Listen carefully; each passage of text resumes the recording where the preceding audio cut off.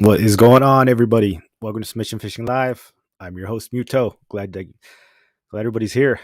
Let's see who we got in the house right now. On this beautiful Thursday night. Cave Dog Cal, number one, welcome. Oos. Jessica, Oos, welcome. Eric, the Judge Lehman, glad you're here. Leonard, good to see you, dude. Oos. Doug Ruben El Sueño, welcome. TV Metal Art, you guys go check out his art, tvmetalart.com. Great metal art. Glad you could be here. Join us. Salty Dingler wants a refund. I'll give you a 2-minute refund. We'll go 2 minutes longer. How about that? Let's see. Spinning Rod Rebel, what's going on, dude? Welcome. All Nighter Hider. Hey, you're here. You made it on time, dude. Glad you can join. That's awesome. Let's see.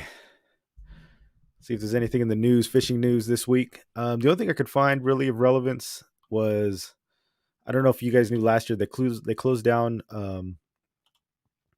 what was it, one of the piers up in Oceanside. They had a fishing pier, I guess, that was dilapidated, and apparently they got the go-ahead on that thing. So that was the only thing really I can find is noteworthy. So I guess no news is good news sometimes.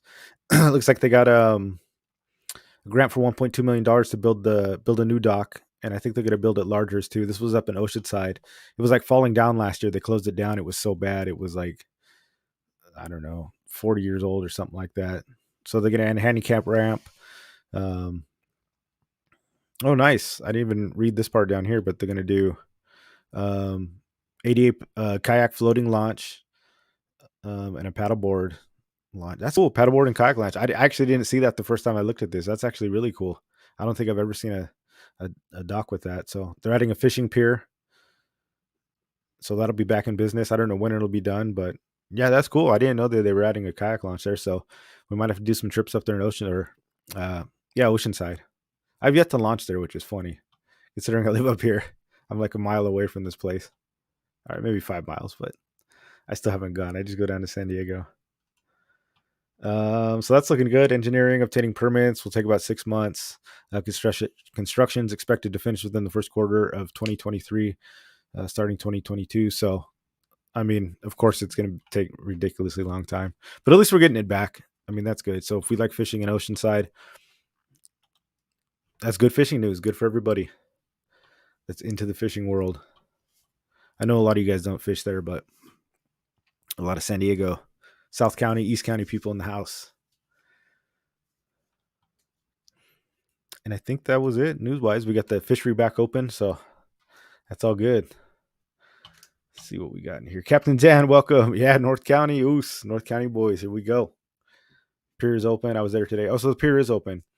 Is it the pier or the fishing pier? So apparently there's like there's the regular pier, the big long one with like rubies at the end. And I know you can fish from that, but there was one in the harbor that's a dedicated fishing pier, which is different than the Oceanside pier, the main one that everybody walks on. So I'm curious if it was my understanding that the old fishing pier in the harbor was actually closed down. A football fish washed up on Encinitas. Really, Leonard, again? Oh, dude, I didn't see that. I was looking everywhere for the news today in San Diego, fishing news. That's crazy. So that's two. Like they were saying, those football fish watching up, something like they've only had 14 ever, like specimens or something like that. And then there's been, I think 2 or 3 already this year wash up, and they live like again. Well, there was one that washed up like a month ago, Salty, and it was only like 14 specimens, and they usually live like 1,000 feet deep. And this one was in Black's Beach. Somebody found it in Black's Beach, which was crazy. So was this another one, Leonard, or was this the same one? Well, Black's Beach, yeah, that might be the same one that we were talking about like a month ago. I'm not sure. The oil spill could be. I don't know if they found any oil on it or anything. Big Water Yak Fishing, what's going on, dude? Oos, welcome. Glad you could join us. Zachary Riggs, what's going on? Happy evening. And you guys aren't all talk showed out after last night. 3-hour show. Mary Mackmas, man, that was awesome. But I was running on fumes by the end, that's for sure. Once I saw what position I was in, I was like, oh no. They gave the results and I was second to last. I was like an hour past my bedtime. We did it. We made it. We powered through. Yak Mob, welcome. Glad you could join us. Glad to have you here. Let's see. So yeah, Leonard, when was the football fish you're talking about? Because I know I talked about the other one. a couple weeks ago. So I wonder if it's different. You wanted it to keep going, dude? Savage. You're all nighter. That's all nighter rigs. You and Hyder need to get together. Just watch all the reruns forever. Oh, it said it was the third one in the month, so it does look like it was a new one. Man, I'll have to find that. That's crazy. That's like unprecedented. There's all kinds of weird fish. There was like that lancet fish too that washed up. So freaking crazy.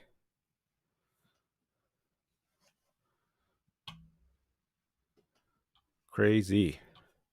Let's see. So we got the news out of the way. We got your shout outs. Yeah, so we had the so you guys that don't know, we had a DFA tournament. So it was DFA versus MMFC versus Yak Ninjas versus Shore Pounders. Was there another one? That might have been it. So it was 8 teams, 5 teams, 5 people each. So if you guys want to check it out, I just had a new video that I released before we came on at 5:30. Just kind of my journey for what I did. I did the pre-fish, and then I did documenting the fish. I actually didn't have that much fishing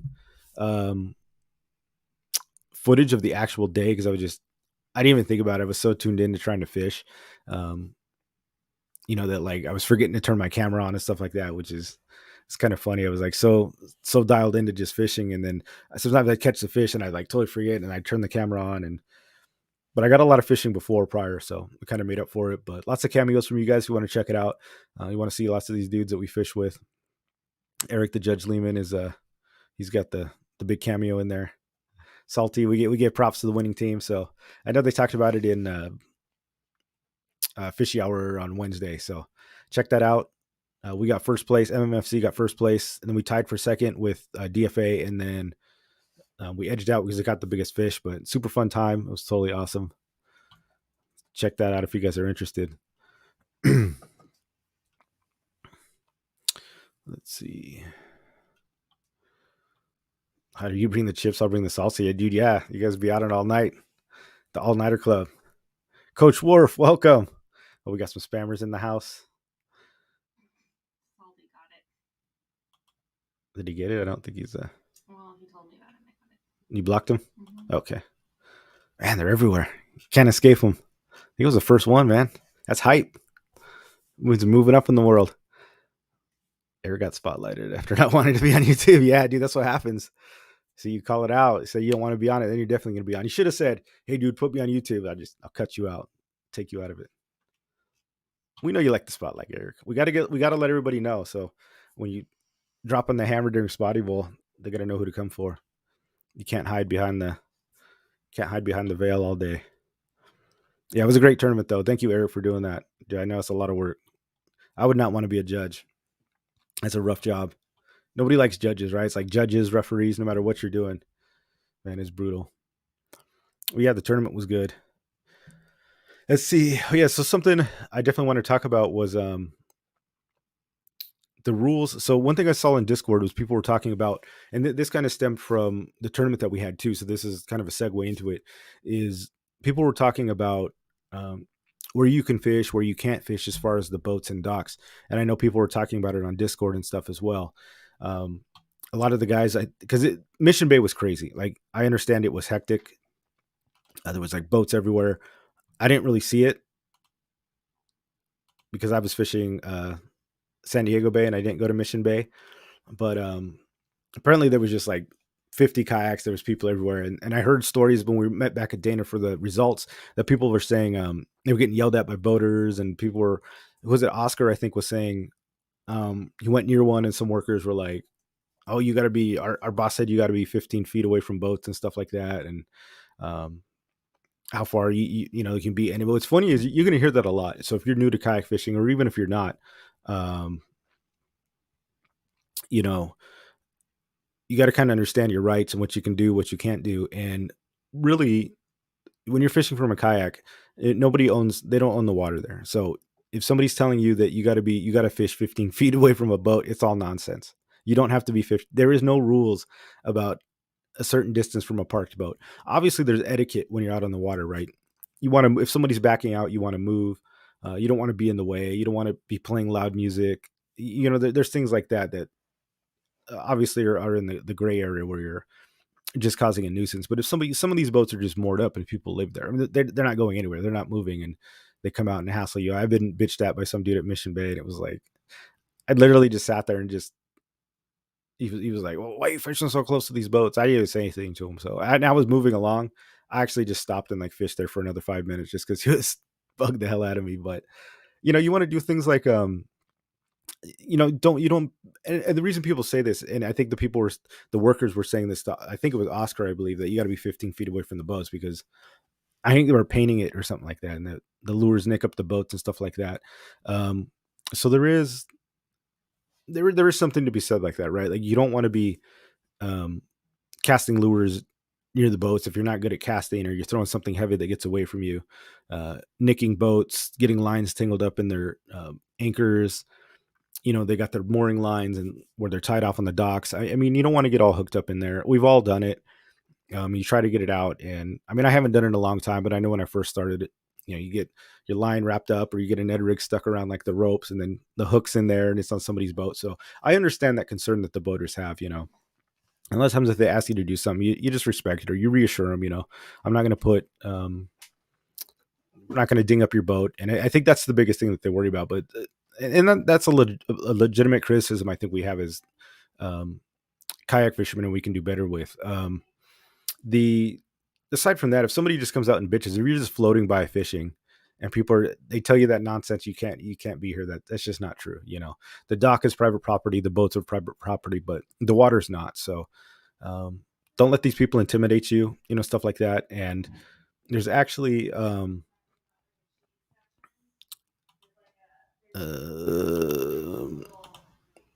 we actually have this. I think Salty was just showing this in his section 229. Yeah, you can see it right here, Salty. But I wanted to bring that up for you guys. So it's actually illegal to interfere with hunting and fishing. So you guys do have some rights with this. This was from California Department of Fish and Wildlife. It says, is it illegal to fish? Is it illegal to interfere with hunting and fishing?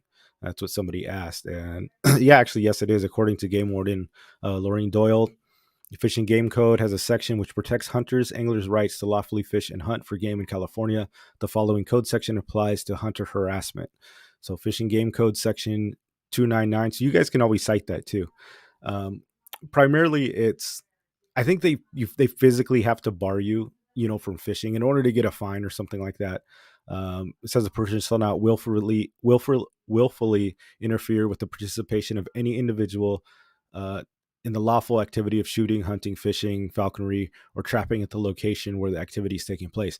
So if you're legal, you got your fishing license and you're fishing where you can fish, which is in the water. You're not on the dock. It's actually illegal to harass you guys out there. It's a violation of section infraction punishable by fine, not less than $100, not more than $500. And I think there's some more in here where I think they have to actually like physically bar you, right? You're probably not going to win a case where you're going to get them fined or call the police or anything like that, but you can definitely cite section 299. So it is illegal to harass hunters and fishermen that are out there legally participating in the sport. So just remember that, guys. And yeah, I just wanted to bring that up. So if somebody tells you to kick rocks, you just tell them you don't have to. We've got the right to be out there. And then on the second end, just be cool, guys. Don't if you're not good at casting or you're getting too close, you don't want to be. Because if you do hit a boat with a Ned rig or something, chip the paint. I mean, you could be liable for that. Some of these $1 million yachts and stuff. So if you're not confident with your skills, don't get that close to it. Don't be casting into boats where you shouldn't be casting. But you're just fishing the outside pylons. They can kick rock, or yeah. Don't worry about it.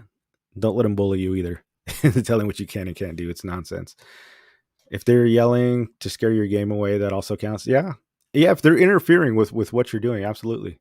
So just keep that in mind, guys. Remember, just keep that filed away, section 2009. So bust that one out on them, when they try to tell you all that nonsense and tell them, no, I can fish here, but it's actually illegal for you to be harassing fishermen. So we got a little bit of rights out there, luckily. That's good stuff. Oos, G. Marie Muto, good evening. See, glad my mom still makes it. I haven't seen you in here last few weeks, though, Mom. I know you've been doing other stuff. Consider the logic. Welcome, man. Catch up on the chat here. Glad you can join us. Oos. Yeah, he is not a snow spammer. I'm another all-nighter. Awesome. I'm not an all-nighter, but I'm a 7 to 8er for you guys. Let's see who else we got in here. Saltwater Slayer, welcome. Oos. If you guys are new to the show and you see people typing in "oos," it just means that they like the show. It's like a greeting, Japanese greeting that we use in like combat sports and martial arts and even just sports in general. It doesn't have to be martial arts, but we get it from jujitsu. So just kind of like an affirmation with each other, or if somebody does something cool. Usually, you hear that thrown out there. If you go to a jujitsu tournament, somebody gets choked out or like does a cool move, you'll hear "oos." The whole crowd. The Brazilians love it. That's their go-to. Consider the logic. Does that apply to both commercial and sport fishing? Um, I'm not sure. Consider I'm sure it would be. I don't think why not. It's probably worse for commercial, to be honest with you. They probably have more rights than we do, especially if they're really trying to commercial fish.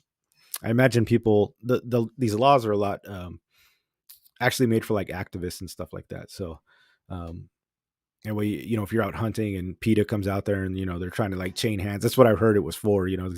Back in the day, they were the fur trappers and the hunters, or people that think it's cruelty to fish, where they'd go out there and like make the human chains and actually try to bar people from doing it. So I it's my understanding that that's where a lot of this came from. Commercial fishermen's probably worse. I don't know though, so don't quote me on that. I'm just speculating. You can tell them to call the cops, and the cops will allow. Yeah, they won't call the cops. I think most of them know. Honestly, I think they just try it. Like they try to get away with it. Surely they know, and maybe they don't, but it's just some made up rule. Yeah, because what's funny is the 15-foot. Like I've heard that number before too. So there's got to be some nonsense to it where one of them heard it, so then they all believe it, or it's hard to say. I think most people are pretty cool. Most people on the boats, from my experience, um, like in San Diego Bay, everybody's been pretty cool. The only time I've been bitch bet, it's funny, is at Mission Bay, and I think people were having problems with them at Mission Bay too, which is weird. Like I fish near the giant yachts in San Diego Bay, like near Kellogg. Dude, those are like the coolest. I like know half of them there because like I fish there a lot, and it's like I say what's up. I see the same people. They're just like they're always cool. I've never been bitched at by like the people in these $5 million yachts, and it's funny and the one guy that bitched to me was it is just like some little rundown boat. It was like he was living in it down in Mission Bay, and he was like, I'm like, dude, he was just walking. Like the only reason he was upset was because he was walking on the dock to like go to his little boathouse. It's not like he heard me and came out, like I was causing a ruckus and he came out of his thing. He was like coming back with milk or something like that. Like he was already out and he just saw me there. It was like, oh, I got to bitch at this guy for no reason. It's one thing if it was making noise, and he had to come out and say something, but they're just, yeah, they just try to be hard asses. Peter 86, what's going on? Hey, was this about me? What's that? I don't think so. Are you the hacker or not the spammer? Or did you get yelled at on the boats? Mr. Majors, what's going on, man? Yeah, I think it was Peter. Was Peter the one getting yelled at? It might have been. No, I think there was a few. You posted the question somewhere in the MMFC Discord. Yeah, it was Oscar for sure. I know it was one. Peter, that's why I'm saying I heard from multiple people that they were getting harassed by the boaters. So that might have been you. But it was, I heard it was multiple people. That's why I wanted to bring it up. Um, let you guys know your rights. You have the rights. It's dope hoodie. Thank you, Leonard. Submission fishing hoodie. Will be coming. They're not. This is one of like the trials, so we had a bunch printed for different companies and stuff. See which ones look good. This was one of the better ones. Some look like trash. Some of you guys had orders. I know I had quite a few orders come in a couple days, so we just sent those out today. Thank you guys again for all your purchases. Hats and fish frostings was a route, so you should get them in like a day or two. Is Eric talking trash in here? 7:02 to 8:02. Yeah, that's the new show hours. I want to let you guys suffer for that 2 minutes. Without talking. Maybe you should use the interference law if some other kayaker catches a fish next to me. Yeah. There you go. The difference for millionaires and billionaires. It must be, dude. I read how the billionaires cool. They must be more cool. This dude at Mission Bay, he was not a millionaire. He was like, he looked like he hated his life. His boat was beat to crap. Could be, yeah. Those yacht people, they don't care, dude. Maybe they just got so much money that they're living the dream. I mean, they're out on their yacht usually on vacation. Those guys, they don't live there full time. At least the ones I've seen, they're kind of like seasonal. Dario Oos, welcome. Yeah, Peter 86. Yeah, you got yelled at. What did he say, Peter? I'm curious. Or what did they say to you? Not yelled at, but yeah, they give you the stern talking to. In San Diego Bay, people on the boats always offer me beer. Yeah, dude, San Diego Bay boat, they're so much cooler. Mission Bay, man, something up with those guys. Maybe they just hate life. Gonna be driving but listening. Awesome, man. Enjoy your drive. Some of those boaters say, some of the boaters say some guys yaks float up and steal stuff. Oh, interesting.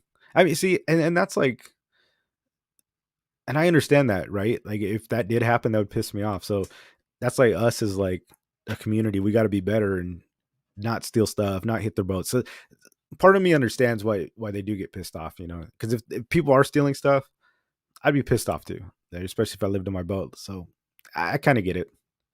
I can see both sides of it for sure. But it's always the innocent ones that get yelled at and told to go away, which sucks.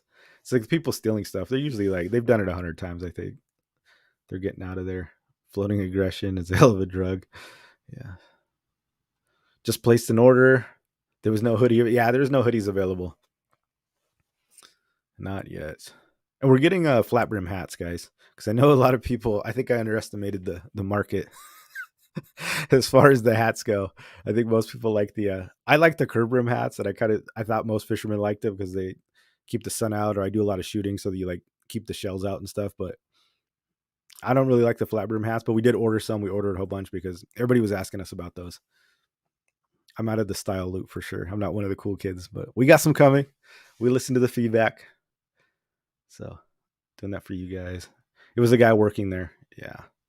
Was he yeah, maybe you're the one that I heard. It was saying that his boss, right? Somebody's boss told him that you had to be 15 feet away.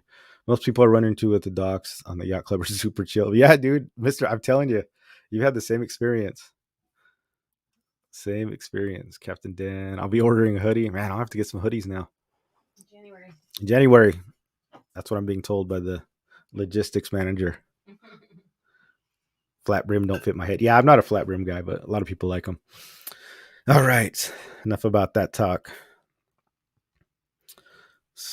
We got the fisherman's rights. Yeah. So then coming up, guys, we have our last chance for rockfish. So those of you guys that don't know, rockfish, the last day to rockfish is December 31st, and then it's closed until March 1st. So if you're looking to do rock fishing, you don't have many weeks left of it. Maybe 2 weeks or so. So you got to get out there, get your fishing in, and they're going to close. So one thing I wanted to go over was what can we fish for? What can't we fish for? So one thing you got to understand is that when the rockfish closes, there's a few things that are thrown in there. The sheephead are involved. So sheephead you cannot fish. Whitefish you cannot fish. Any of the rockfish. So all the rockfish are out. So those are all done. Rockfish, sheephead, whitefish. So what can you fish for? You can actually fish for sculpin. So sculpin are still available. You can still fish for sculpin. They got to be 10-inch legal. You can still fish for halibut. You can still fish for sand bass. You can still fish for spotties, white sea bass. You can fish for. So we still got some things we can do. But I just want you guys to be aware of that, because then you're going to have that 3-month shut off. Actually, it's like 2 months. What is it? January 1st, I think, to February 28th. And again, guys, you could always go to the website, and something you've got to be aware of too is that if you're in different sections of California, are actually different areas of where you can actually fish. Because like we're in the southern management area, where if you go up to the central, I think this is central management area, you could actually see here. So yeah, lingcod, anywhere where you see same as the RCG, that's the rock fishing. I think it stands for like rock cod group or something like that. So you see here, lingcod are out, ocean fish out, sheephead out. You see here, California scorpion fish. So if you're in central, same as above, they're out. But when you come down here to Southern California management, all are out. But when you come here, California scorpion fish, our sculpin, is open year round. So be aware when you're fishing different areas of California. This is our southern area. You can actually fish for those. If you're curious as to where the map starts, like I said, you can go to his website, and it's actually, there's a map that'll show you where the actual dividing lines are. Just scroll down here. Just something to be aware of. Yeah, here you go.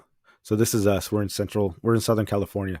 So whenever you're fishing San Diego, up to Point Conception is like the terminology that you'll always hear, and that's usually the cutoff point. So you'll hear south of Point Conception in a lot of like the California literature for the fish and game. South of Point Conception is a lot of terminology they use, and that's right here. So anything south of that is the southern zone. And then we've got this cow cod conservation area, which has a whole nother set of rules, not just for cow cod, but other fish in general. So when you're fishing there, it's different. But I mean, this is, you see the islands here. This is Catalina Island, and this one is, was it San Clemente? It's pretty rare you're going to go that far, I think. Like in a sporty or a personal boat, I mean, you might go out this far, but this is kind of our general area. So always be aware that just because you think you're in California, the rules do change based on all those different zones. So just when you think it's not confusing enough that California fishing laws are one thing, no, we got to deal with not only fishing laws, but actual subsections within the oceans that we fish in. So it kind of makes sense because California is so long. It's like Northern California, Southern California, Central California, they've got like completely different biomes. You know what I mean? We don't have Dungeness crab. There's like tons of them in Central California. They fish from like crazy up in San Francisco. We don't have any here.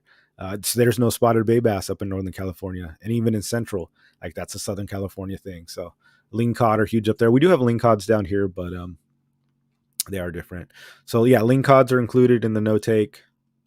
And what else?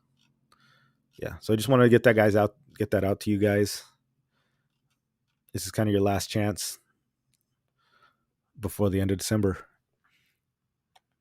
Leopard sharks fall in that too. This was a funny thing.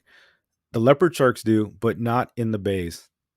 So all anglers within I was looking at this and thought it was weird. All anglers within Newport Bay, Alamitos Bay, San Diego Bay, and Mission Bay, it's open year round to catch leopard sharks. But if you're not in the bay and you're outside the waters, then you can't fish them, and they have the same as the rockfish regulations. It's kind of weird.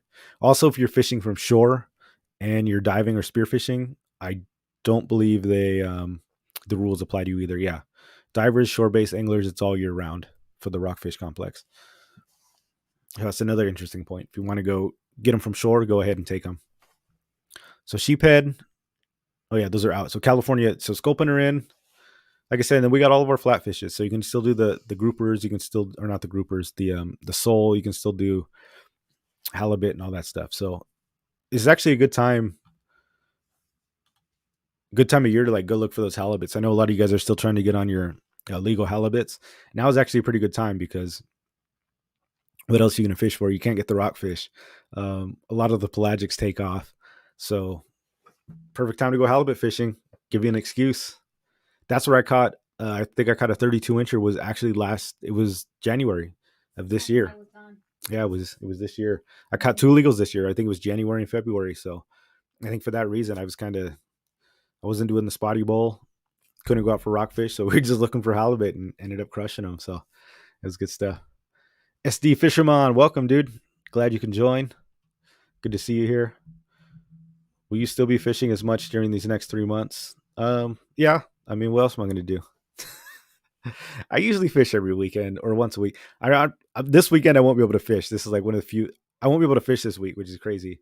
It doesn't happen very often. I mean, even when I can't fish the weekend, I'll try to get out like Thursday or Friday. But even this week, I just can't do it with the holidays coming up. I was gonna go Friday tomorrow, but I'm having actually my company party. So we're giving the bonuses. We're doing I'm smoking a bunch of brisket and ribs and stuff for them. So we got that going on all Friday. And then Saturday, I'm going out to the range with a bunch of guys. We're doing some shooting, archery, and stuff like that. And then Sunday, well, maybe I can go Sunday. Maybe Sunday I'll go. I usually don't like going Sundays just because that's like my rest day. So we hit it hard, train Monday, go hard Monday, and I like to relax Saturday. We'll see how I feel. If I feel good, maybe I'll go out Sunday. But aside from that, the 3 months, yeah, that doesn't bother me. I'll still be out there. Like I said, I use that opportunity to look for the different stuff. So like the rockfish regulations, they give me something to target, which I think is fun. When you narrow the scope, you know what I mean? It's like, okay, we can't fish this. It's actually fun to then target the other things that you normally wouldn't do. So use it as a positive. I posted a news in your chat. As of today, they're still catching bluefin, yellowfin, and swordfish. Oh, so Jessica just posted a news story. Man, she's the news anchor here, guys. She does it all: logistics, finding news stories, news of today. Uh, apparently, they're still catching bluefin, which is early December report. Dang, that's crazy. I don't know how far offshore they are. Yeah, we don't know how far offshore. Yeah, December 16th. So they're still getting, looks like 25 to 80 pound bluefins, and some are biting in the 200-pound class. Man, that's nuts. Oh, Tanner Bank. So the best area is around Tanner Bank, which is pretty far. So you got to be dedicated to get out there. That's like probably a 2-day boating trip. But bluefin have been here, man. They've been here all year. So that's crazy. So you still got bluefin. Bluefin you can still get. Tuna are still good. They don't shut down. Just the rockfish. And catch up on some questions here. Yeah. But anyways, yeah, I'll be fishing the 3 months. Winter, it doesn't bother me. If like if you can catch fish in the winter, you get good at catching like spotties in the winter. You can catch them anytime. Get good at that, and then although it does change a little bit, but it's still good. So let's see. We got some questions from Instagram. So thank you guys for responding to the Instagram questions. 27 Fish asked, tail pinching and bending, what is appropriate and what is not? That is a great question. Thank you for asking. We got Eric the Judge Lehman here. And really that depends on what tournament you're in. So to like for what we do and kind of our consensus is you can't pinch the tail further than the narrowest part of the tail. What that means is, where the tail, there's the part and then it goes out to the fin. You can't pinch the fin smaller than the narrowest part of the tail. It has to, you can pinch it, but it just can't be smaller than the narrowest part. So pinch it that's a good technique. We pinch it as much as we can, at least I do. Pinch it as much as you can right before you're going to reach the without making it more narrow than the actual body of the tail. Bending, I don't think has been a problem. I don't know if you get really much more inches out of that, but I mean, bending the fish, I don't think is a thing. So really, it's I've seen tails mega pinched, and I've seen some places don't care. So some tournaments don't care. If you're doing it just for recreation, it doesn't really matter. Usually, though, like not pinching it all the way is probably the key. So slightly pinched, bending, but yeah, Eric the Judge is in here. I'm sure he can give you some more clarification on that. And that's our rules for Spotty Bowl. If you guys check out Spotty Bowl, go sign up, spottybowl.com. Get in there. It's the local spotty fishing tournament we do out here. It's the second annual. So looking forward to having you guys there. Sounds like a great time. Just finished up with finals. I'm stoked to get out there again. Heck yeah, man. SD Fisherman. Looking forward to seeing you out there, dude. Hit me up if you want to go out. I'll definitely hit it. Kiwi Reacts. What's going on, dude? What's up, brother? Glad to have you.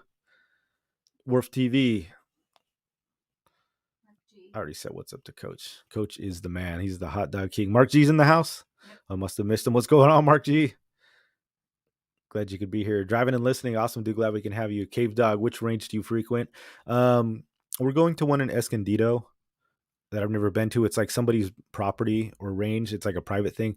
We go to Rainbow Range, which is up in Rainbow in between Escondido and Temecula. In Rainbow, there's actually a private range there that we pay a yearly fee to, which is cool. It's all outdoors, so it's like there's like a rifle range, a pistol range, a shotgun range, and there's a bunch of ranges and like elevations and stuff. So you're not confined to like, when an indoor range, you got like your little lane, and usually it's pretty short, so it's an outdoor one. Rainbow Range is the one I like to go to up here in North County.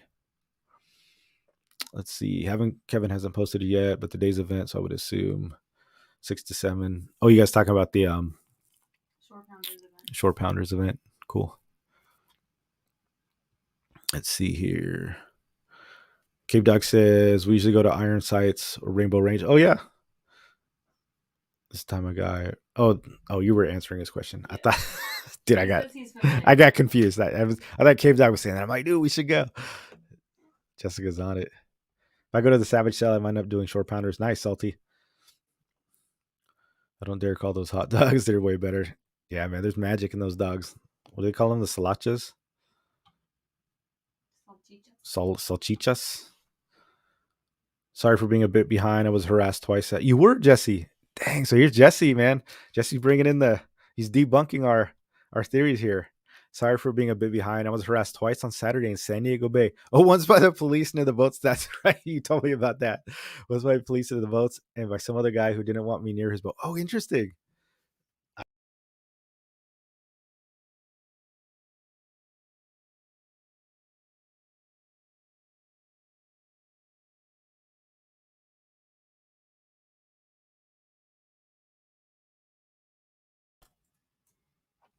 I'm back. Did I lose you guys? I don't see you yet. There you are. I'm back. Yeah, I was scary. My screen just blocked off. I've used like a web browser. Technical difficulties. Yeah, Jesse, that's crazy, dude. We were just talking about how we haven't been harassed in San Diego Bay by the boaters, but you did. That's crazy. Yeah, the police. I remember you telling me that, right? They were told you there's lots of expensive stuff on these boats. Like I told you, like you just tell those police, like, dude, you got the least expensive boats here. Don't give me that. Or tell them, yeah, we pay for the boats. We get it.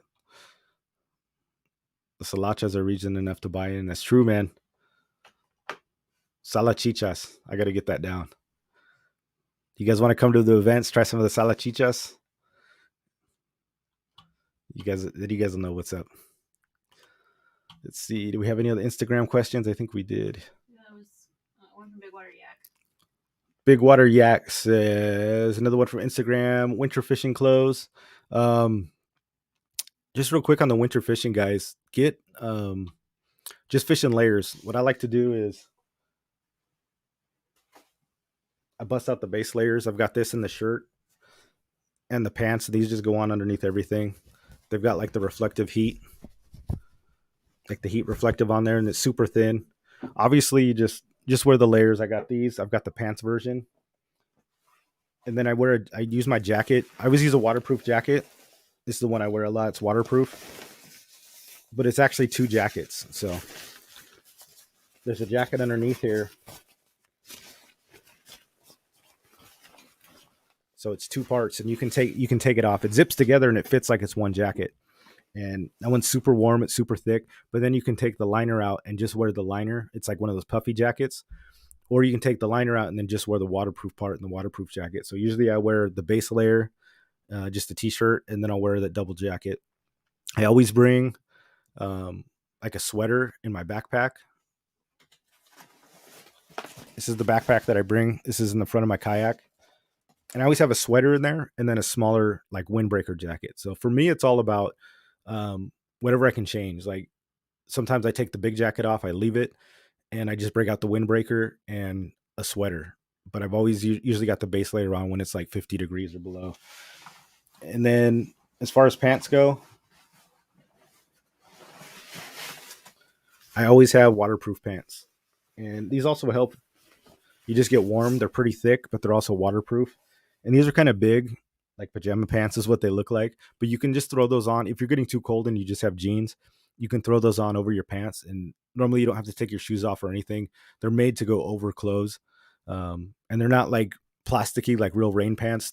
They're made out of material that's like soft and stuff. So you're not wearing like the plastic pants. And I've had to put those on before when it gets too cold. You know, when the wind is like just ripping through the jeans and you don't even feel it, dude, it's good to have those. Throw them on.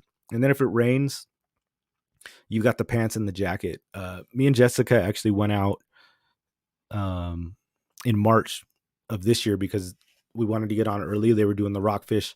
For those of you that don't know, rockfish went from I think like 200 feet to now you could fish to 600 feet. So they opened it up to 100 fathoms, which was really cool.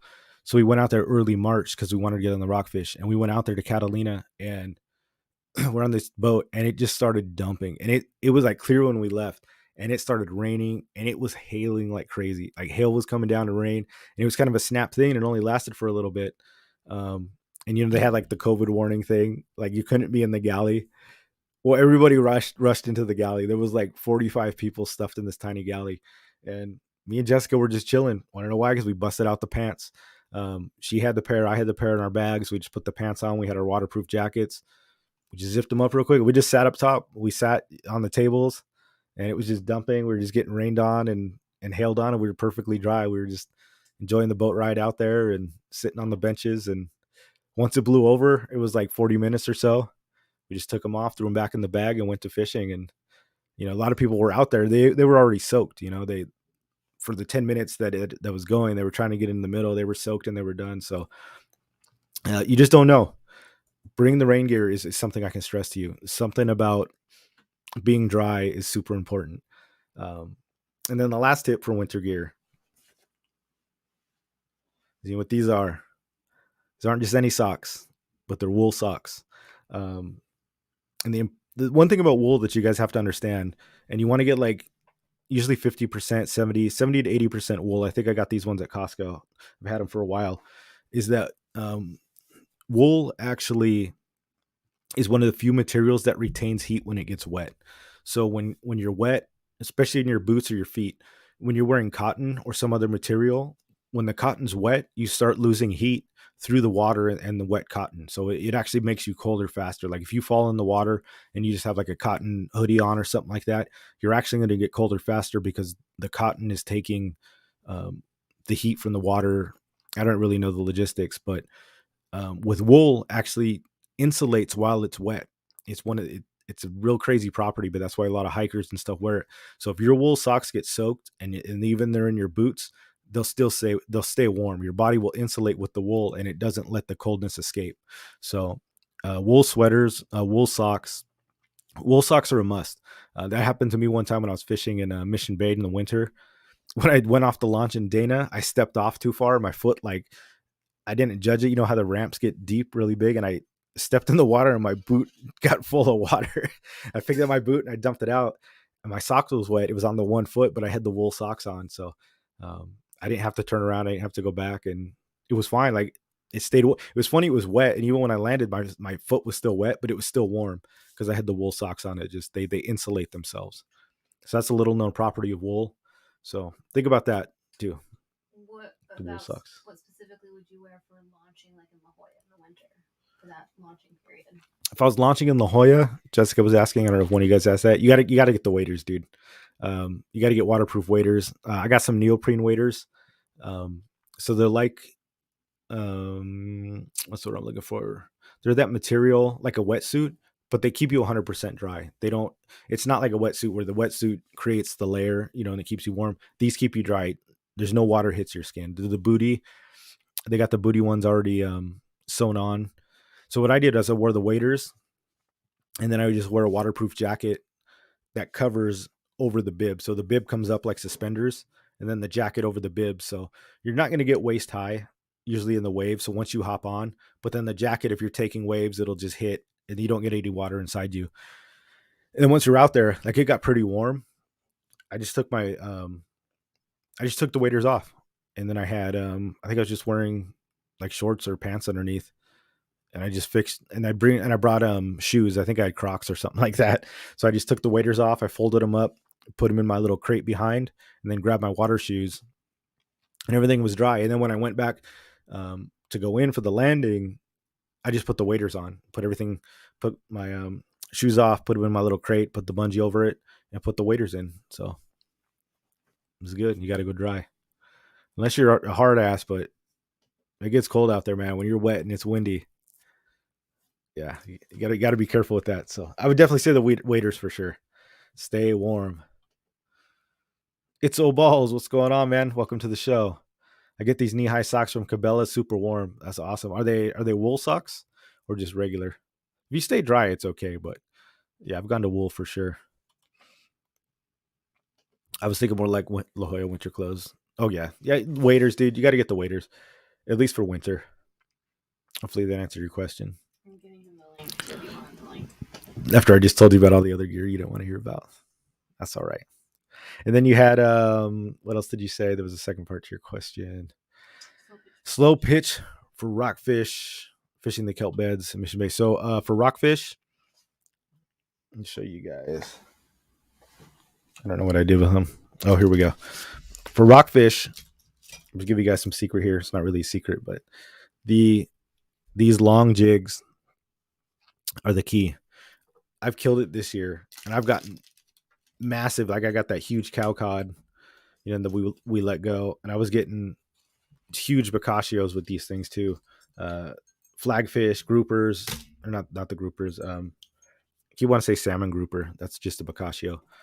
But these long jigs are the key, and they're pretty big. I think this one's 160 grams.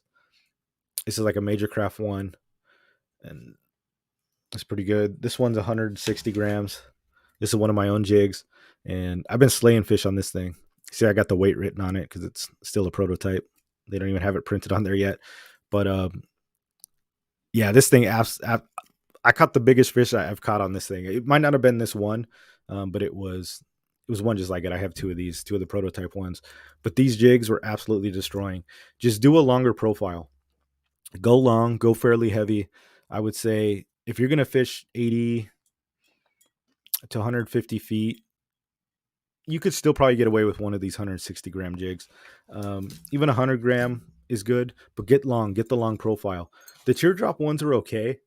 Like the flat falls that they use for tuna, the heavier, because you want something that's heavy.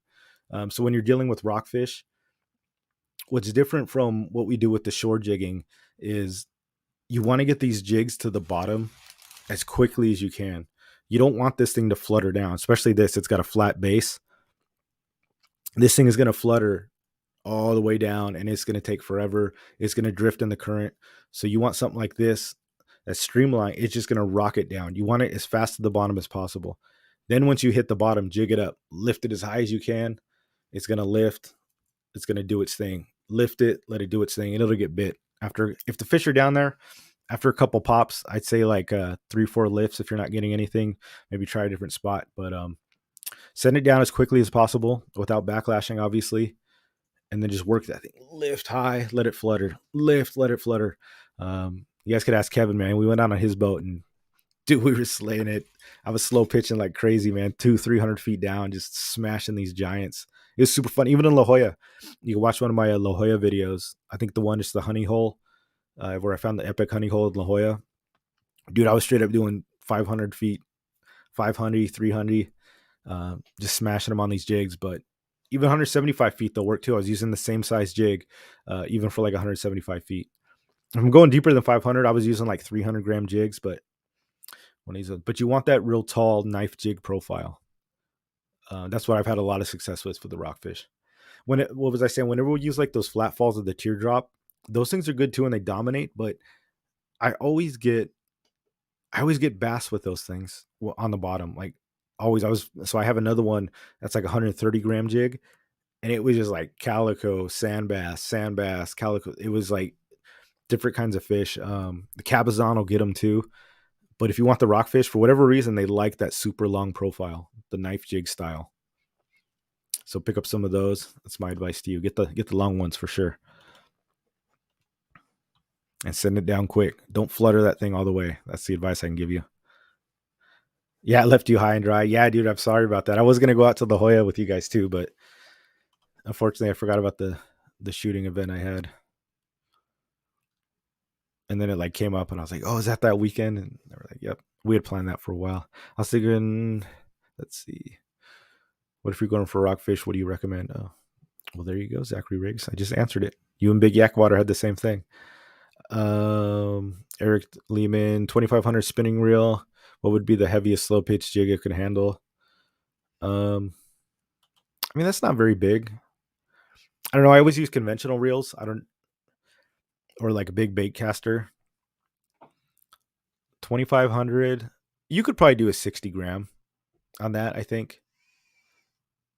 That'd probably be the limit. I don't know for sure, to be honest with you. So I don't quote me on that. I'm not an expert with the spinning rods when it comes to the heavier stuff, but I think you could probably go 60-gram with the 2500 reel. I think I'll have to test that and find out. I don't really know for sure. Yeah, but Zach, in general, if you're, the Tainomi jigs work. Cave Dog and Mark G have been really into those for rockfish. If you're not looking to slow pitch jig, I jig everything. I slow pitch jig everything. You guys know that. Even bait, do a double dropper loop. If you're also looking for rockfish, one of the things that I like to do is make a double dropper loop. Or coach would say that he would tell you to spider jig it up or spider hitch. Basically the weight and then the two hooks on it. And what I like to do is, I don't know why I have so much success with this, is that I do one hook about just like an inch or two from the weight, and then I'll do another one like 18 inches up. Now you can do live bait, squid, you can do cut bait if you want to catch a mackerel squid. You can even do gulp. The Berkeley gulp work fine. Plastic squid I've had work. But the technique is I like to put the weight all the way down. And once I feel it hit, you'll feel it hit because it's heavy. And I use a heavy weight. I like to go 6 or 8 ounce, even in relatively calm waters, and even when it's fairly shallow. So I like it heavy. So what I do is I hit the bottom and I'll reel it up. And I like it, what I call is just kissing. I like to just kiss the ground.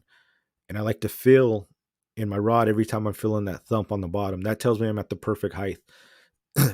The one thing is there's always tension on the rod so you can feel the bites. I feel like if the weight's all the way on the ground, sometimes you don't know when you have a fish on because the weight's there and then the hooks are laying on the ground. And something comes and eats it or gets your bait off and you don't get the fish or you don't get the hook. So whenever I'm just kissing the ground with the weight, and a lot of times it's just the rocking of your kayak, you'll feel the thump every time you go down, thump, thump. And sure enough, you get a bite and you feel it too. So your rod's already kind of bent over from the weight a little bit. And then you'll see the tip going. I like to use circle hooks too. So this is another thing. And I just reel into it. I don't do a big hook set. So you can just, if you want the easiest way, just do 2 double dropper loop, kiss the bottom with the weight, throw some gulp, do the gulp shrimp or the grub tails, just bounce it. And once you feel a bite, I like to use circle hooks. Rockfish have big mouths. They'll take the whole thing. And once you feel the bite, just reel, do a steady retrieve and you'll feel if it's on. If it doesn't, let it go down again. Check your bait every now and then, but then the steady retrieve. So just kissing the bottom with the heavier weight. I don't know why it's been the secret sauce for me, dude. Same thing with like when I went fishing in, for halibut in Alaska, we couldn't find them. We were having trouble. We were getting bites. And I went to the same technique. I was like, all right, I'm just going to kiss the bottom with it. And sure enough, I think I got like 3-4 in a row.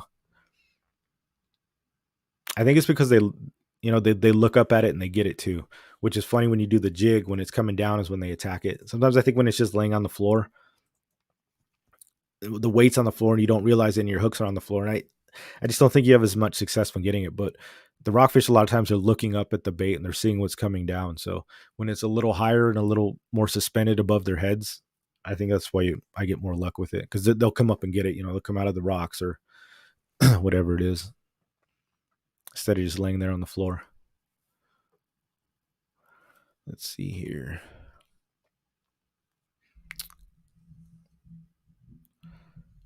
$20Fish7, what's going on, man? Glad you could join us. It's a ball as ever. Trying plastics on the assist hooks. I know I haven't. No, I'm always worried it's going to ruin the fall. I've seen people do it. I saw somebody put a whole squid once on a jig on the assist hooks. I don't know if it worked. He didn't catch anything next to me, but I haven't. I just run the straight jig. I have not tried the plastics. I've rigged certain plastics with assist hooks. I've got some Frankenstein abominations downstairs in my fish thing where I've got like these squids, and I threaded it through with a wire, and I used wire leader, and I put 2 assist hooks on the end with a weight underneath the squid, so it's like it's its own jig. I've done stuff like that, but I haven't actually tipped the assist hooks with plastics. Where did you get them and how much? What's the contact for that? Oh, Jessica got you. Let's see here. Tyler Doan, what's going on, dude? Nice seeing you on the show yesterday. That was awesome. Neoprene is naturally waterproof. Wetsuits have no seals to keep them. Oh, consider the logic. I did not know that. That makes perfect sense. Try the lightweight ones, not neoprene. Yeah, that is the thing. It's a balls. Somebody was telling me that too. The neoprene, like he was saying, they don't breathe. Jesse, I think, was telling me about that too. So they definitely get hotter. So if you start sweating, there's no way for the water to escape. So if you sweat a lot, that's something to think about. You're going to get wet underneath just from sweating in the neoprene waders. So you can get breathable ones, which are more fabric based, and apparently they breathe or they let the moisture out. So that's a good call, something to think about. I just have the neoprene ones, so that's all I can speak to. Wanted to bring that up. But yeah, it's a good point for sure. A little more comfortable. Yeah, definitely wool. Yeah, dude. Team wool for sure. Get breathable waders. Yeah, TV metal art. So that's team breathable waders for sure, guys. That's definitely something to think about.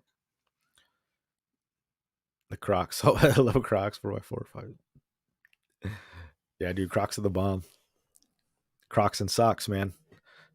That's how you do it when you're over 35. Camo Crocs. Doug Rubin, what brand is your clothes?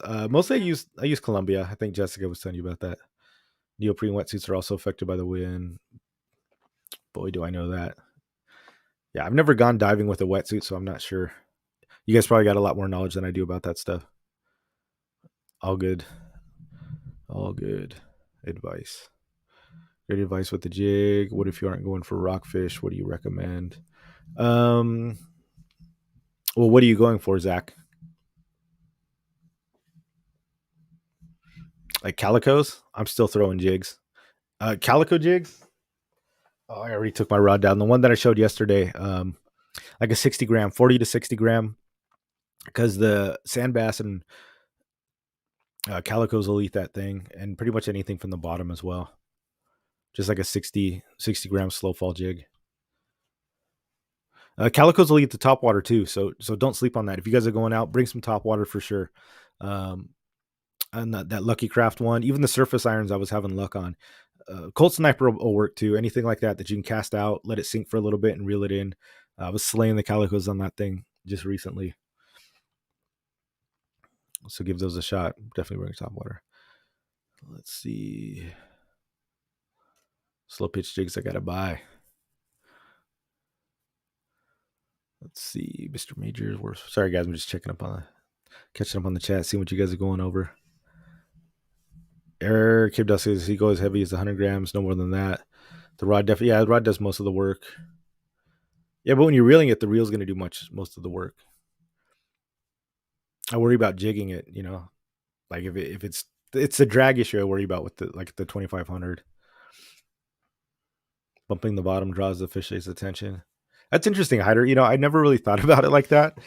It's something I started doing, like, this was years and years ago. Like when I was young, it was something like I was on a sport boat and I just started doing it. I think I was bored, probably as like a teenager, and it just worked. Like it was the magic. Whenever I'd kiss the bottom with it. There probably is something to the sound of that big old cannonball. I use the cannonball type too. It's a cannonball just bouncing off the rocks. We're talking about the weights. Let's see here. Eric says pretty much just fishes bay, so he doesn't think I'd even have to go up to 100. Yeah, you're good then. Fleece is good too when wet. Good stuff. I can't do more. Awesome. Let's see what else we covered. Yeah, we got the rockfish. We got the halibut. Zach said when we can't Fisherman's race. What do we use instead? Somebody answer that. I don't know what A and H is. Yeah, when he said when you can't fish rockfish. Mm-hmm. When I can't fish rockfish, I'm still slow pitch jigging. I'm just doing it for other stuff. I haven't caught a halibut. Actually, I did catch a halibut on a slow pitch jig, but I didn't land it, so I didn't technically catch it. But I hooked a monster. I think what we do, guys, is Halibut City. Once December is over and that first week of January, when's Spotty Bowl? It's like the second week of January or something like that. But I think we go do a halibut trip, guys, and just go focus on halibut and slay them. Say bust out the A rigs or even live bait. If we're gonna really look for halibut, I say let's do it. We'll go catch some mackerel. Use some live bait. Lizard fish is even the better if we can get a hold of them, or just some A rigs, and we'll go to some halibut areas and just actually focus on halibut. It's a few times, right? We could actually go out there and do it. I think we should do that for sure. Yeah, let's go. You're in for halibut. Yeah, so the January 15th is Spotty Bowl. So I think that week before, let's do a halibut trip where we just look for halibut. We can go to over to like launched by like Tidelands. Dude, there's halibut all over that area. That's where I caught that monster. And then that inlet right there, that's Halibut City, dude. I don't know why, but they swim through there like crazy. Leonard's in. Yeah, dude, Leonard, we got to get you that beast halibut. So yeah, everybody's in, dude. So let's focus on that. Definitely the halibut for sure. I'll have to do a halibut show like the day before. And I'm not like the halibut king by any means. I've caught some big halibut, but I'm not the halibut whisperer. I know some people it's their specialty. It's not really my specialty, but I've gotten on a few in my time. But I think if we just focus on fishing them and really nail it down, I think we can have success and get on them for sure. Yeah, Leonard's in, Big Yak's in. Oh yeah, get the new license. That's right, Eric. So that's true. Remember to get your new license, guys.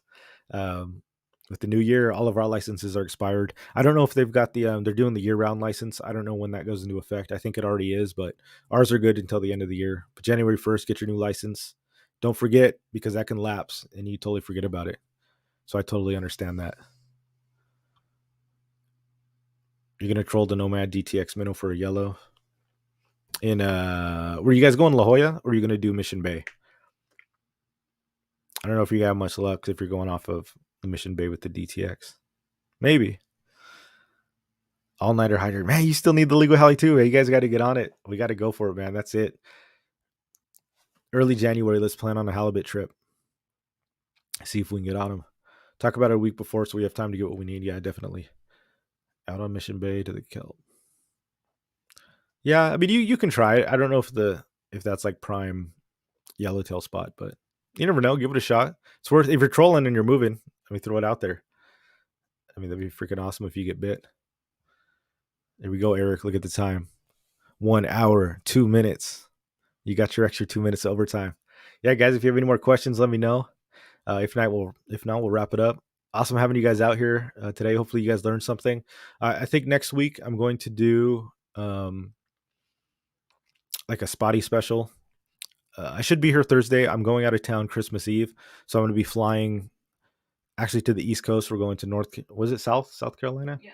We're going out to Kiowa Island, South Carolina, to see Jessica's family.